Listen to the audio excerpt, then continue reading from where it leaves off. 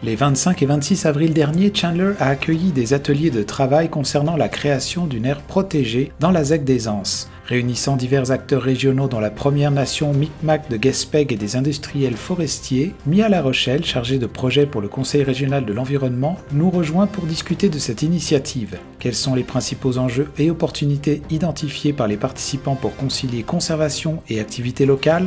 Mais en fait, nous, ce qui nous intéresse, c'est vraiment les aires protégées.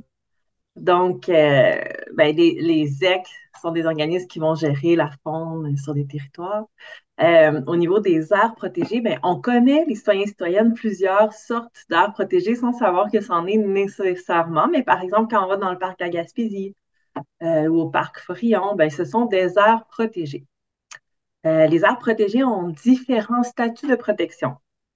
Il y en a certaines où il y a un peu comme la cloche de verre. Donc là, on va parler des réserves écologiques. Par exemple, en Gaspésie, on a la réserve écologique de Grande-Rivière. Donc, des endroits où on n'a pas le droit de poser le pied, sauf si on a un permis, par exemple, pour de la recherche. Dans les parcs provinciaux, nationaux, on a le droit de se déplacer. Souvent, on ne sort pas des sentiers, on ne va pas chasser, on ne va pas cueillir de champignons, de petits fruits. Par contre, nous, ce qu'on propose pour la région, c'est une réserve de biodiversité. Donc, les réserves de biodiversité, ce sont, en fait, il s'agit d'un type d'aire protégé où on peut continuer de chasser, pêcher, se promener en VTT. Les baux de villégiature existants demeurent. Les personnes vont avoir le droit de couper encore un peu de bois de chauffage pour leur usage personnel. Donc, c'est une aire protégée qui offre de la flexibilité aux citoyens et citoyennes. D'accord.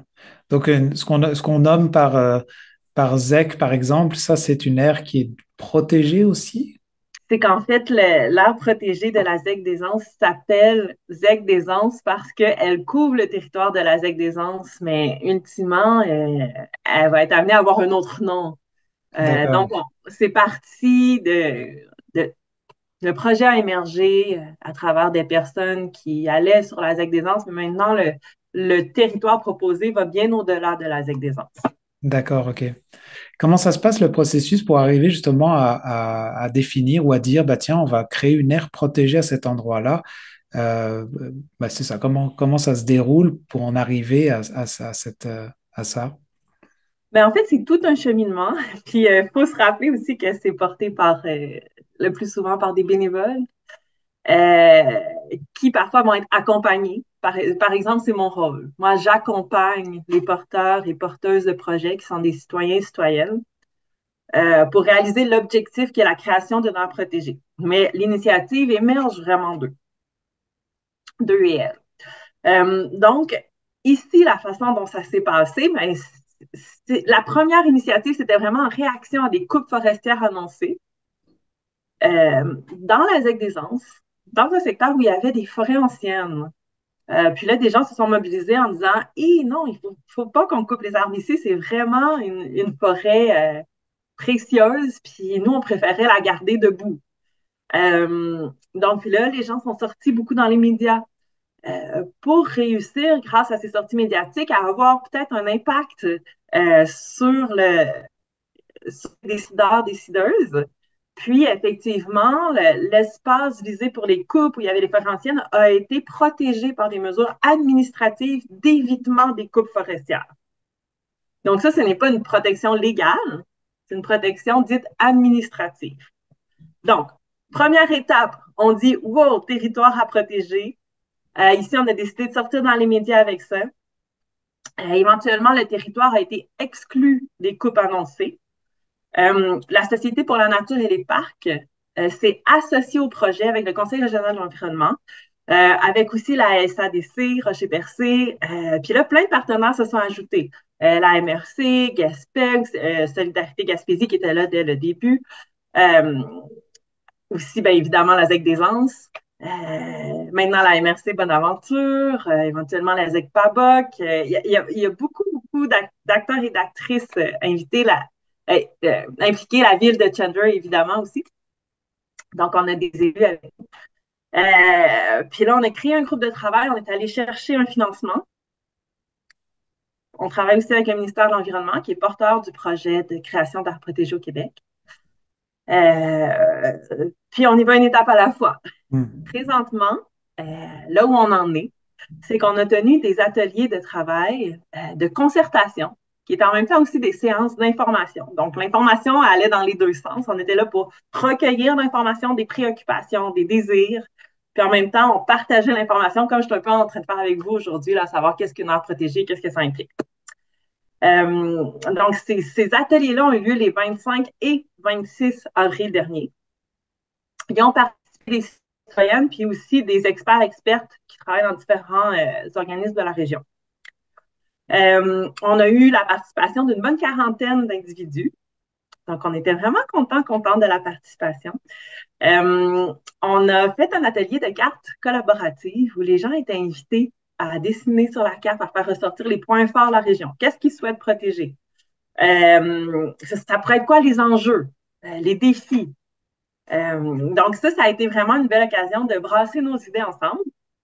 Suite à ça, bien, on a pu délimiter la carte qu'on veut proposer, la zone qu'on veut proposer pour la protection.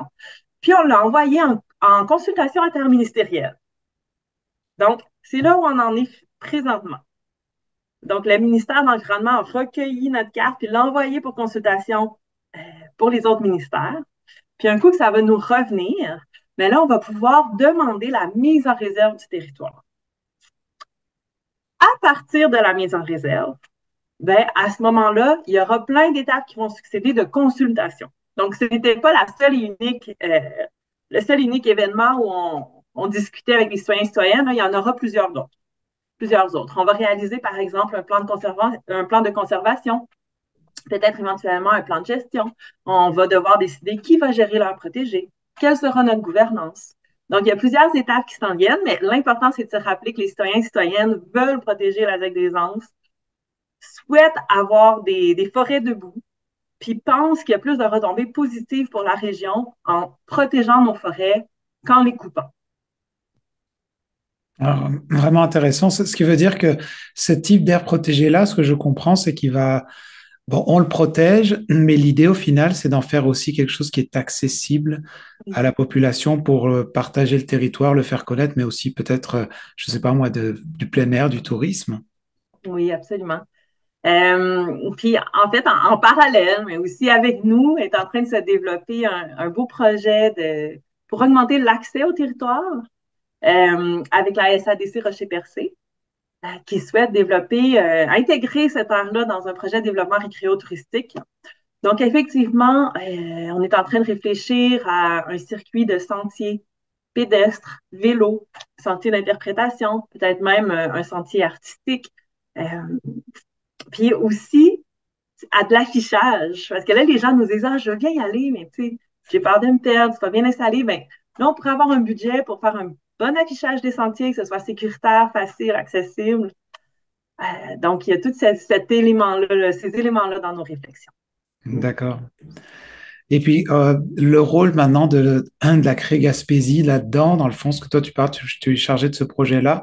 Toi, tu coordonnes un petit peu, tu orchestres un petit peu, en fait, plutôt accompagner les citoyens là-dedans. Oui, ben c'est ça en fait. Ben évidemment, moi j'organise des rencontres, des ateliers de travail. Puis cet été, on va mener des activités d'échantillonnage sur le terrain. Donc, on va coordonner ces activités-là parce qu'on va avoir une meilleure compréhension du territoire. On veut mener à bien aussi une étude socio-économique. On veut avoir vraiment une idée de quels seraient les effets de l'implantation de cette aire protégée là, pour les citoyens et citoyennes de la région.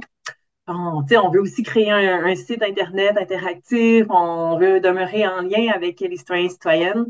Donc, on mène plusieurs dossiers de front. Puis aussi, il faut savoir qu'il y a d'autres aires protégées qui sont en train d'être mises sur place en Gaspésie, sur lesquelles on travaille aussi. D'accord. Tu veux dire qu'ils sont proches aussi dans le même secteur? Oui, absolument, qui existent déjà ou qui sont plus avancés dans le processus. Là. Par exemple, la plus grosse aire protégée qui est en création actuellement, c'est celle de la rivière Cascapédia, qui a déjà été mise en réserve. Puis les étapes vont bon train pour que ça devienne vraiment une réserve au statut légal, officiel. Euh, Puis il faut savoir qu'en mars dernier, le gouvernement a annoncé la mise en réserve de la ZEC, d'un territoire sur la ZEC des Anses pour sa protection. Mais il n'y avait pas encore de superficie qui était spécifiée dans cette annonce. Donc, c'est vraiment pour ça, là-dessus qu'on a travaillé les dernières semaines. Puis le gouvernement a annoncé l'année passée son objectif d'atteindre 30 d'aires protégées au Québec en 2030. Présentement, on est à peu près 17 d'aires protégées au Québec, mais la plupart des aires protégées sont situées dans le nord du Québec. Donc, il y a des lacunes pour le sud du Québec. Donc, il y a vraiment une initiative qui est en train de se mettre en place là, pour susciter la création d'aires protégées pour atteindre ces objectifs-là. Ah, c'est intéressant.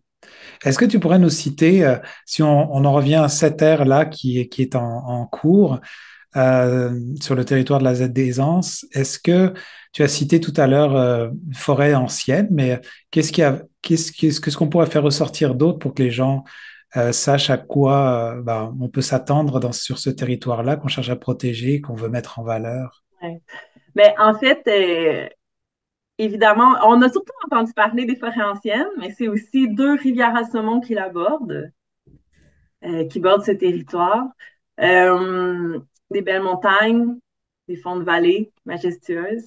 On y trouve des orchidées au statut précaire. Donc, il faut savoir qu'on a des orchidées au Québec. Hein, c'est pas seulement une espèce qu'on voit dans le sud. Euh, les orchidées qui sont parfois assez modestes, mais celles qu'on a dans la ZEC des Anses sont majestueuses. Par exemple, le Calypso bulbeux ou le Cypripède royal. Donc, je vous invite à aller voir des photos sur Internet. Ce sont des fleurs de toute beauté. On y retrouve d'autres espèces à statut vulnérable ou menacé, par exemple l'ombre chevalier au Cassa, qu'on retrouve dans le lac des Sept-Îles pour les personnes qui connaissent ce territoire, ou encore l'arlequin plongeur. Puis des espèces de grenouilles ou de petits mammifères aussi, là, à statut vulnérable. Donc, puis ça, c'est juste le début de l'échantillonnage.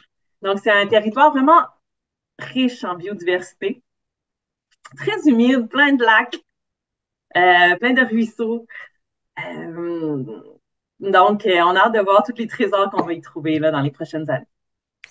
Puis pour terminer, peut-être que je voulais te demander si entre on va dire, l'acceptation du projet, que le projet puisse déjà commencer exister en tant qu'aire protégée, la zone, est-ce qu'il y a des défis aux différentes étapes à venir ou est-ce que c'est assez bien lancé que vous êtes quasiment sûr que ça va pouvoir se faire ou comment ça se passe maintenant entre maintenant l'acceptation du projet? Je dirais que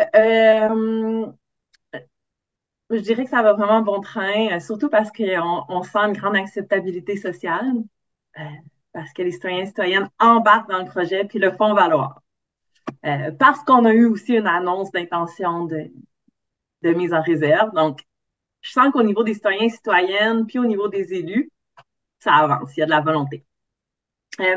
Maintenant, il faut s'arrimer avec les compagnies forestières parce qu'évidemment, la création d'une aire protégée amène la perte de zones d'exploitation potentielles.